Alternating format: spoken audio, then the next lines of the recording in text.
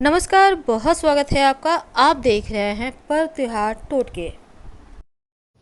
Mean राशि वालों, आने वाले 7 साल साल 2024 से 2030 तक क्या कुछ बड़ा बदलाव होने वाला है आपकी लाइफ में? चले जानते हैं विस्तार से, तो वीडियो के अंत तक बने रहें। और ये प्रेडिक्शन चंद्र राशि पर आधारित है।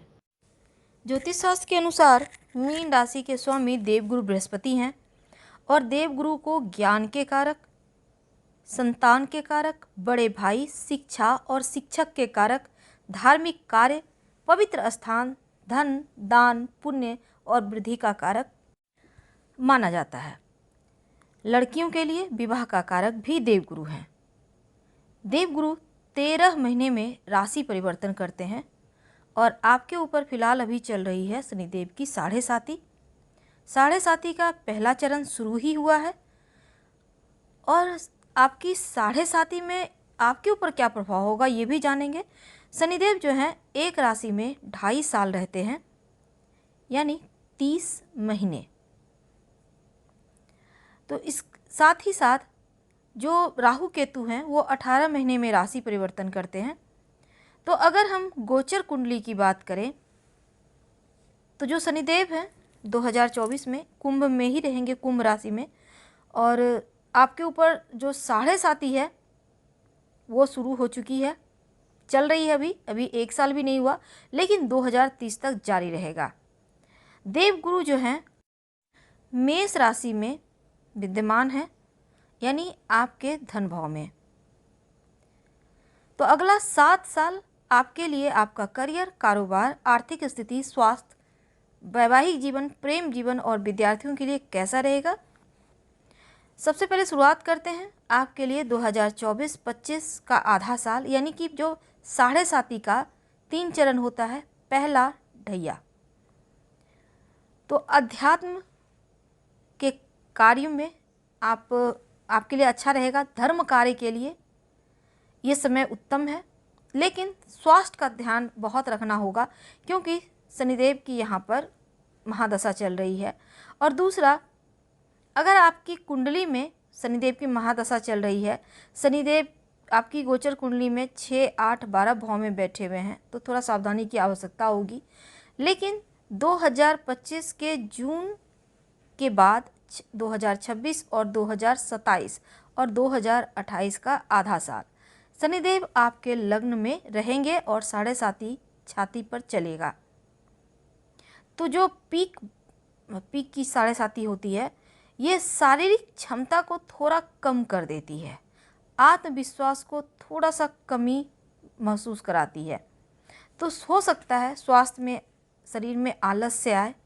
लेकिन जो लोग बैंकिंग, शिक्षा, वकालत या धातु का कार्य करते हैं, इन क्षेत्रों से जुड़े हैं, धर्म का काम करते हैं, लकड़ी का काम करते हैं, खान पान, रेस्टोरेंट या होटल वगैरह का व्यापार करते हैं, तो आपको थोड़ा कम लाभ होगा, मेहनत ज़्यादा करना होगा।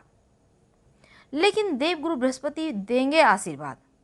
धन भाव में बैठे हैं गुरु, तो आकस्मिक धन का लाभ आपको कराते रहेंगे।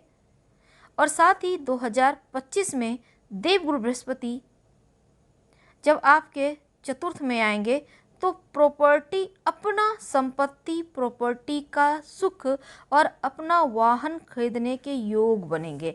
यानी भौतिक सुखों को देवगुरु बृहस्पति जो आपके राशि के स्वामी हैं बढ़ाएंगे। देवगुरु सप्तम दृष्टि से धनु राशि को देखेंगे, मतलब अपने ही घर को देखेंगे। और 2026 में जब वो कर्क राशि में आएंगे, तो कर्क राशि में गुरु उच्च के हो जाते हैं, तो उनकी दृष्टि आपके भाग्य भाव पर, आपके लाभ भाव पर, आपके नवम भाव पर होगी, जो कि अति शुभ होगी, बहुत लाभकारी रहेगी।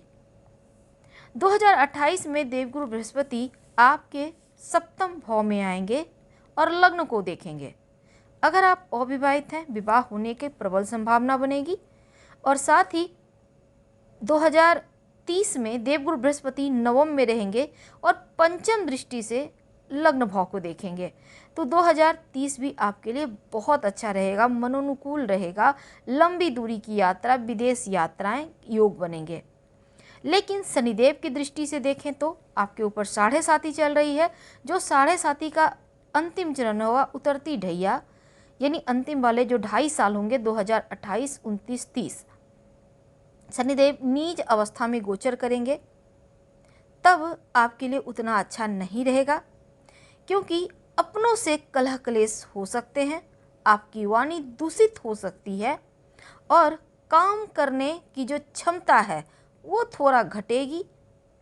लेकिन आप धैर्य मत खोइए, क्योंकि 2028 के जून के बाद से लेकर 2029 और 2030 ये 2.5 साल का वक्त है, पर 2029 के अक्टूबर नवंबर से लेकर 2030 तक जो वक्त है वो उतना बुरा नहीं रहेगा, क्योंकि उतरती भी जो ढैया है, अंतिम ढैया, वो देकर जाएगी। वैसे तो उतरती भी 7.5 भी देकर जाती है, जैसे कि जॉब प्राप्ति के योग बनेंगे, आपका विवाह होगा, संतान प्राप्ति होगा, तो देकर जाता है।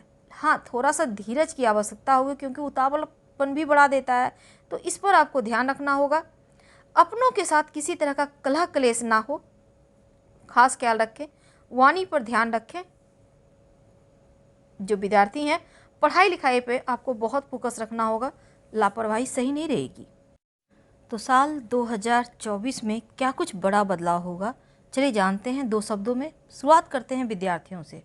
जो विद्यार्थी हैं, पढ़ाई लिखाई के मामलों में बड़ी उपलब्धि मिलेगी, लेकिन पढ़ाई पर फोकस बनाए रखना है, आपका ध्यान ना भटके, इसका ख्याल रखें और सर्वश्रेष्ठ देने का प्रयास करें। जो छात्र विदेशी भाषा सीख रहे हैं, विदेश जाकर कोई कोर्स करना चाहते हैं, उनके लिए ये वक्त बढ़िया है। और साथ ही गायत्री मंत्र रोज पढ़िएगा। मेहनत से सफलता है। प्रतियोगिता परीक्षा वगैरह के लिए जमकर मेहनत करें। अब देखिए, अगर हम आपके लव लाइफ की बात करें, तो लव रिलेशनशिप के मामलों में आपके लिए समय मिला जुला हुआ रहेगा। लव से किसी बात को लेकर हल्के फुल्के कहा सुनी ना हो जाए, थोड़ा सा उतार चढ़ाव है, गलतफहमी वगैरह ना आने दें रिश्तों में, वरना दूरियां आएंगी। और प्रेम जीवन में थोड़ी चुनौतियां हैं, इसको आपको समझना होगा। लेकिन अगर हम पारिवारिक जीवन की बात करें, तो देखिए पारिवारिक जीवन में भी थोड़ा सा उतार चढ़ाव रहेगा, क्योंकि 7.5 का भी प्रभाव है। विवादों को सुलझाने का प्रयास करें। अपने माता पिता के स्वास्थ्य का ध्यान रखें। भाई बहन को किसी प्रकार की परेशानी ना हो, इसका ध्यान रखें। और मित्रों की संख्या से बढ़ती नजर आएगी। हालांकि ऐसे दोस्तों से दूर रहें जो लालच से आपसे जुड़ते हैं, लालच के साथ, ऐसे लोगों से ज़रा दूर रहिएगा। लेकिन अगर हम करियर की बात करें, तो मानसिक शारीरिक रूप से आप फिट रहेंगे। जो आपकी जो छवि है मेहनती ईमानदार कार्यकर्ता की, वो बनी रहेगी। नौकरी में पदोन्नति होगा और साथ ही आपके अंदर अहंकार ना आए, इसका खास ख्याल रखिएगा।